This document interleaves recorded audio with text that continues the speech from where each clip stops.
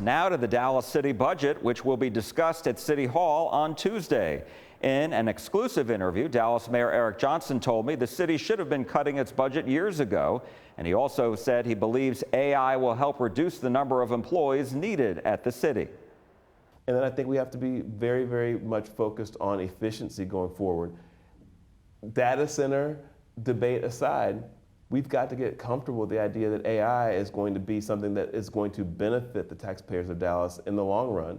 We're going to have to become more efficient with everything we do around here, and AI is going to be able to help us with that.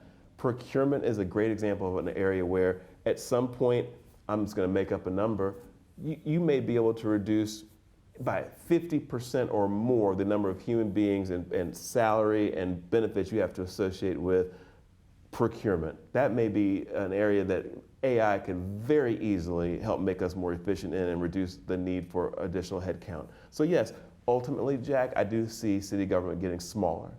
And I mean in a personnel sense, yes. And you're saying that AI is going to contribute to that? It already is, and it's going to have to contribute even more.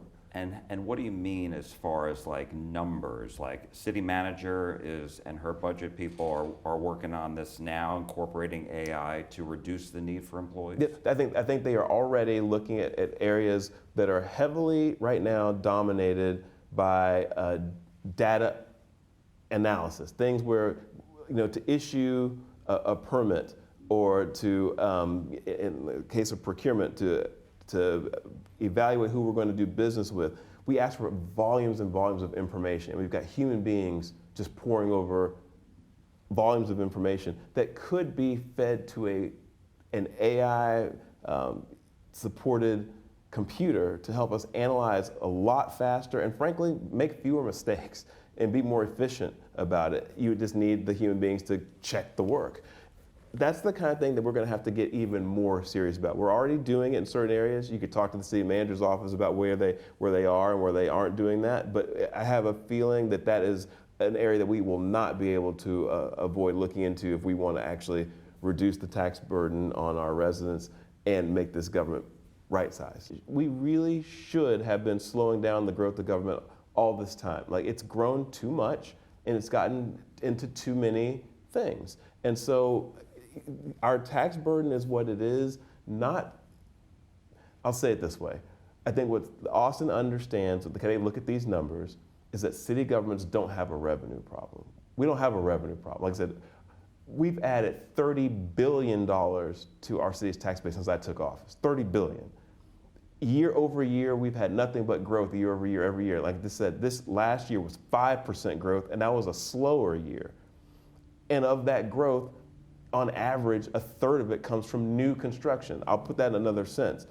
Of all this incredible year over year growth, on average, at least a third of it is coming from brand new construction, not just revaluing what you had before. Although revaluation is also growth. I mean, it means the stuff that you have is more valuable. People value the city of Dallas more than they did the year before, but we're building more things here. So I think state government understands you've got plenty of money, but you're choosing to spend it all. You're choosing to go out and tax to the limit that you can, as opposed to thinking about how you can return that value to your residents. And they want us to think differently about that. And I don't think they're wrong about that. I just wish we were doing it on our own. So let's talk about next year's budget. What we heard, $51 million projected shortfall. Obviously, the city manager is going to propose a balanced budget because that's the law.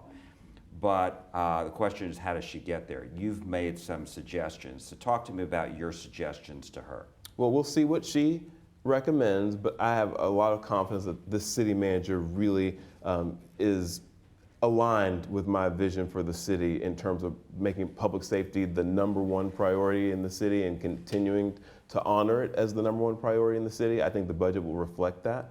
I hope it reflects that. And if it doesn't reflect that in the first instance, of course, the city council has the ultimate say on what the budget has in it when we adopt it. And I also want to make sure that we prioritize continuing down the path that we've been down every year since I've been mayor. We've reduced the tax rate in this city. And that's not just for for bragging rights to say it. It's because it helps keep us competitive with our neighbors and with other major cities that are competing for businesses and people. So we need to continue down that path of tax reduction, but competitive means there's not some number I have in my head, just sort of an arbitrary number. It means relative to what other cities are doing, and other cities are facing tough times too. So you don't have a set number that you want to see as far as the drop in the property tax rate? I would like to see as much tax relief as possible while honoring public safety as our top priority. And I think I've recommended in my memo to the city manager ways to try to get there. Now, with regards to public safety, there's a meet and confer negotiations going on with the police and fire associations and the city. And from what I've read, the associations are not happy because they haven't gotten any concrete response from the city. So where are you on all this? I'm confident that we'll get there. We always do.